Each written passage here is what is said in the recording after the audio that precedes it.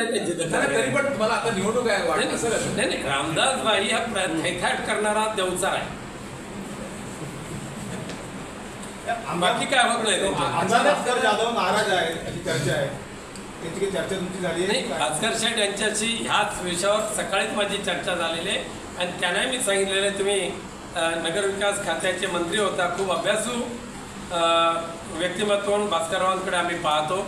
त्यांना मी विनंती केलेली आहे, ज्यांचा 100% अभ्यास करून कोकणवर होणारे दुष्परिणाम सुद्धा तुम्ही सुद्धा मांडा असे विनंती केलेली आहे. नाही, नाराज नाही. उद्या त्यांनी सामुदायिक आपल्या कार्यकर्त्यांसाठी भोजनाचा कार्यक्रम ठेवलेला आहे. नाराज नाही पण शांत झाले त्या गुहागरनंतर भास्करराव का म्हणते आज पत्रक पण काढलंय? नाही, काहीतरी वाचलं आम्ही व्हॉट्सअपवर. आणि ज्या पद्धतीने भास्करराव जाधव यांची, मी निंदा नालस्ती म्हणत नाही, पण ज्या विकारी वृत्तीने त्यांच्यावर जी टीका केलेली आहे दळभद्री लोकांनी, ही महाराष्ट्राला शोभा देणारी नाही, हिंदू संस्कृतीला शोभा देणारी नाही, भारताच्या कोणत्याही धर्मियांनाच शोभा देणारी नाही.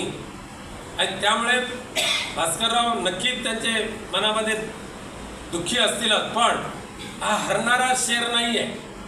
भास्करराव म्हणजे पळून जाणारा शेर नाही आहे, ते त्याचा उट्ट काढणार.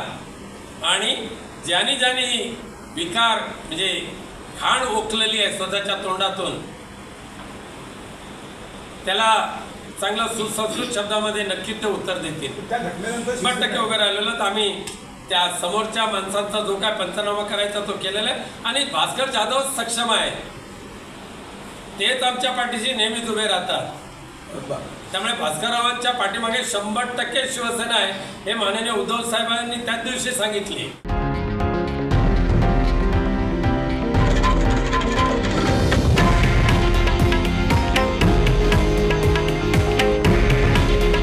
हे आहे देशातील नंबर 1 न्यूज नेटवर्क आणि आपण पाहत आहात TV9 मराठी. काळजी तुमची, हित महाराष्ट्राचं.